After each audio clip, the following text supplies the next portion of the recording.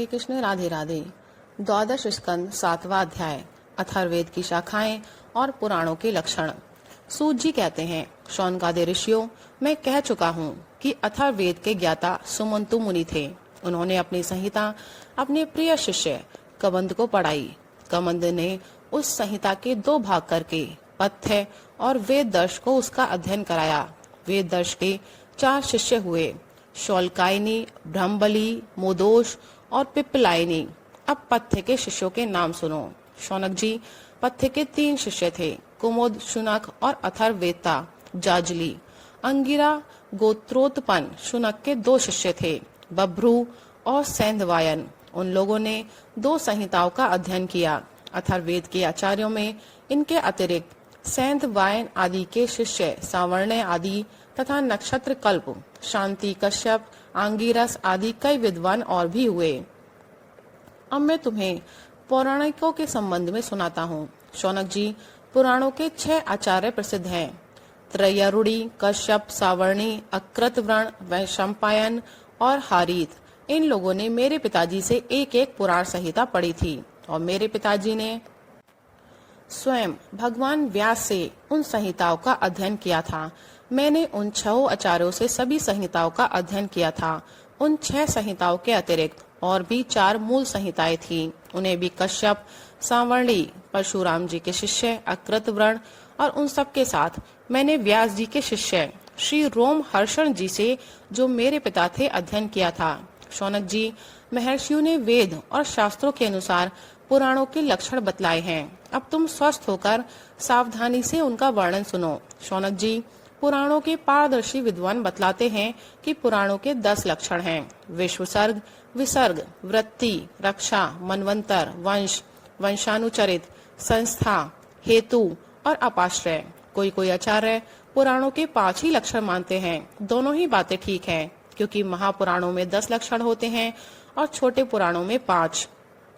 विस्तार करके 10 बतलाते हैं और संक्षेप करके 5। अब इनके लक्षण सुनो। जब मूल प्रकृति में लीन गुण क्षुब्ध होते हैं, तब महतत्व की उत्पत्ति होती है। महतत्व से तामस, राजस और वैकारिक 3 प्रकार के अहंकार बनते हैं। त्रिविध अहंकार से ही पंच तन्मात्रा, इंद्रिय और विषयों की उत्पत्ति होती है। इसी उत्पत्ति क्रम का नाम सर्ग है। परमेश्वर के अनुग्रह से सृष्टि का सामर्थ्य प्राप्त करके महतत्व आदि पूर्व कर्मों के अनुसार अच्छी और बुरी वासनाओं की प्रधानता से जो यह चराचर शरीरात्मक जीव की उपाधि की सृष्टि करते हैं, एक बीज से दूसरे बीज के समान, इसी को विसर्ग कहते हैं। चर प्राणियों की अचर पदार्थ वृत्ति अर्थात जीवन निर्वाह की सामग्री है। चर प्राणियों के दुग्ध आदि भी। इनमें से मनुष्य ने कुछ तो स्वभाववश कामना के अनुसार निश्चित कर ली है और कुछ ने शास्त्र के आज्ञा अनुसार। भगवान युग युग में पशु पक्षी, मनुष्य, ऋषि, देवता आदि के रूप में अवतार ग्रहण करके अनेकों लीलाएं करते हैं। इन्हीं अवतारों में वे वेद धर्म के विरोधियों का संहार भी करते हैं। उनकी ये अवतार लीला विश्व की रक्षा के लिए ही होती है, इसलिए उसका नाम रक्षा है। मनु देवता, मनुपुत्र, इंद्र, सप्तर्षि और भगवान के अंश अवतार, इन्हीं 6 बातों की विशेषता से युक्त समय को मनवंतर कहते हैं। ब्रह्मा जी से जितने राजाओं की सृष्टि हुई है, उनकी भूत, भविष्य और वर्तमान कालीन संतान परंपरा को वंश कहते हैं। उन राजाओं के तथा उनके वंशधरों के चरित्र का नाम वंशानुचरित है। इस विश्व ब्रह्मांड का स्वभाव से ही प्रलय हो जाता है। उसके 4 भेद हैं, नैमित्तिक, प्राकृतिक, नित्य और आत्यंतिक। तत्वज्ञ विद्वानों ने इन्हीं को संस्था कहा है। पुराणों के लक्षण में हेतु नाम से जिसका व्यवहार होता है वह जीव ही है, क्योंकि वास्तव में वही सर्ग विसर्ग आदि का हेतु है और अविद्यावश अनेकों प्रकार के कर्म कलाप में उलझ गया है। जो लोग उसे चैतन्य प्रधान की दृष्टि से देखते हैं, वे उसे अनुशयी अर्थात प्रकृति में शयन करने वाला कहते हैं, और जो उपाधि की दृष्टि से कहते हैं, वे उसे अव्यक्तकृत अर्थात प्रकृति रूप कहते हैं। जीव की वृत्तियों के 3 विभाग हैं, जागृत, स्वप्न और सुषुप्ति। जो इन अवस्थाओं में इनके अभिमानी विश्व, तेजस और प्राज्ञ के मायामय रूपों में प्रतीत होता है और इन अवस्थाओं से परे तुरीय तत्व के रूप में भी लक्षित होता है, वही ब्रह्म है। उसी को यहाँ अपाश्रय शब्द से कहा गया है। नाम विशेष और रूप विशेष से युक्त पदार्थों पर विचार करें तो वे सत्ता मात्र वस्तु के रूप में सिद्ध होते हैं। उनके विशेषताएं लुप्त हो जाती हैं। असल में वह सत्ता ही उन विशेषताओं के रूप में प्रतीत भी हो रही है और उनसे पृथक भी है। ठीक इसी न्याय से शरीर और विश्व ब्रह्मांड की उत्पत्ति से लेकर मृत्यु और महाप्रलय पर्यंत जितनी भी विशेष अवस्थाएं हैं, उनके रूप में परम सत्य स्वरूप ब्रह्म ही प्रतीत हो रहा है और वह उनसे सर्वथा पृथक भी है। यही वाक्य भेद से अधिष्ठान और साक्षी के रूप में ब्रह्म ही पुराणोक्त आश्रय तत्व है।